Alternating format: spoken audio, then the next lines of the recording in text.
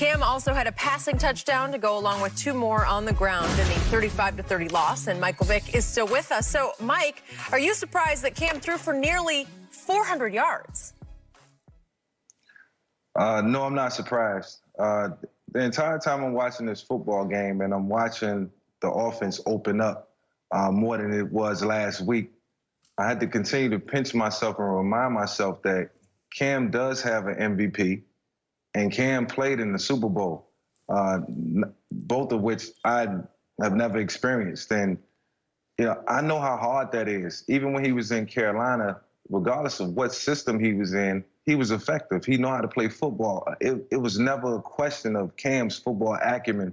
You know, it was about opportunity. And, you know, to go out and watch them, you know, come from behind against a good Seattle Seahawks football team, you know, I just was astonished at things that Cam was doing. And, you know, I looked at the offense and I'm thinking that this is going to be Cam as a New England Patriot. He's going to be a New England Patriot for a really long time if he keeps this up. And whatever it is they're throwing at him, whatever concepts that they're putting in place, whatever this offense is or is going to be, you know, Cam has total control over it. And like I said, his football acumen is at an all-time high right now. I think Cam is just, you know, determined, you know, to prove to everybody that he's still, you know, a top-tier player, and only being 31. He has a lot of football left in him, and that has to be evaluated and looked at, you know, when it's time to, you know, make a decision on Cam and his future. So yesterday was a big step for Cam in terms of him putting the league on notice and showing, you know, his coaching staff that he's capable of handling anything that they throw at him, because they opened up the book in the run game, pass game. And yes, he had to throw the football to come from behind, but he did it in good fashion, and he was 1 yard away from an amazing comeback. So, you know, this is confidence for the New England Patriots. It's certainly confidence for Cam, but I'm not surprised because this guy has won an MVP. And like I say, something that I have never done, and I know how hard it is to do. I think for me, the biggest surprise, Skip, is that they allowed him to throw this much. I believe they should open the offense up even more. 44 times? Yeah, Skip, he only threw the ball 11 times in the first half. So it's like they're trying to, Skip, you can play this way if you have an outstanding defense. Yeah. If that defense was playing like it was the first half of last year, and you want to play like this, okay. But Skip, they're not that. And so you're going to have to allow him to throw the ball more. 11 in the first half, 33 the second half. And a lot of that because they were behind, you know, Russ was doing his thing. And because he had a hot hand. Right. Man. Skip, if you play Russell Wilson, the likelihood of you winning a ball game 17-14 is not very good. Nope. Not the way he's playing. That's like Mahomes. You can't really expect this, like, man, I think we could hold Mahomes to 10 or 13. We can win a 17-13, 17-4. No, you're not. You got to go into the ball game saying, with these top-level quarterbacks, Skip, you got to go and say, man, I need to get to 24. I need to get to 27. Because that's what it's going to take to beat Aaron Rodgers. That's what it's going to take to beat these top 5, top 7 quarterbacks. Yep. So I thought they should have opened up the offense a little earlier. You know, they're trying to play it close to the vest. 25 rushes, 67 yards. Really? Who you going to beat with that? What did he run against Miami in the opener? 19 times? Yeah, no, 15. He had 15 for like 75. Okay, so this is 11. 11 for 47. Now, granted, Skip, a couple of those was like those short touchdown runs. Yeah. So obviously that you know, that's a run, but... Okay, but he didn't take near the pound in this game he took in the opener against Miami. But it just goes to show you, Skip, Cam can throw the ball. I just wish he'd had Josh McDaniels his entire career.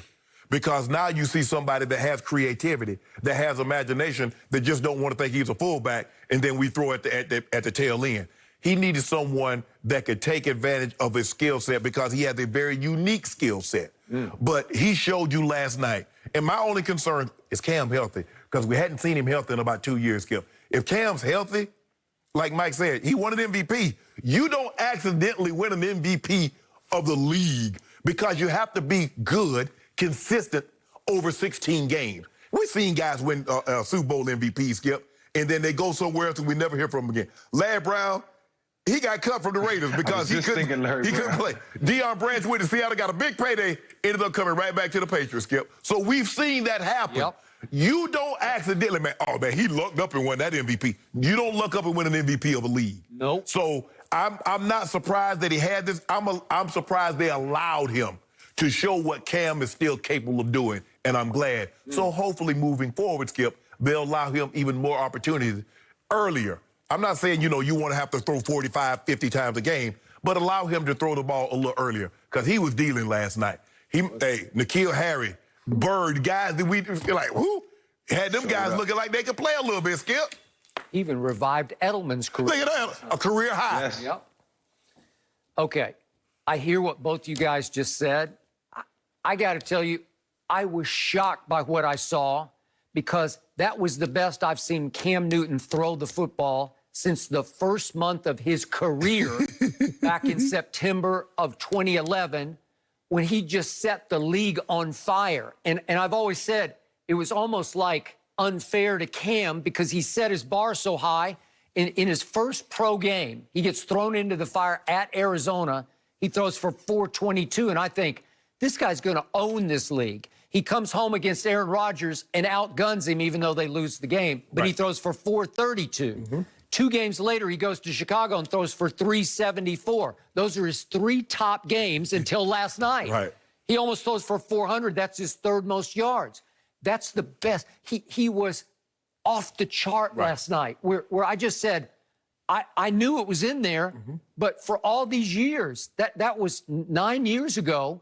There are a lot of years in Carolina when he was really good. He was an MVP, but he didn't throw it like that. But, Skip, they tried to remember I guess so. D'Angelo Williams running, Jonathan Stewart running, Christian McCaffrey running. And North Turner came there, and he had North coach Troy Aikman to championships, obviously, but they were a run-oriented football team with Emmitt Smith. You're right. And I'm just sitting back in awe of what was happening, and the irony was Belichick, in the end, let down Cam's night because his defense wasn't good enough to hold up, albeit against Russell Wilson. There's no 12th man, so it was like a mausoleum in there. Exactly. There's no sound, but still, Cam played well enough to win the game.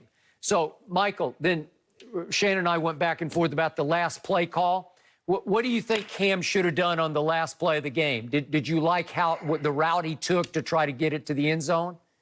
Yeah, I think that was about all he can do. And if I'm Josh McDaniels and Bill Belichick, I'm calling that play because we've seen Cam execute this play at a high level for so many years, date back to his days at Auburn. And we'll continue to see this play throughout the course.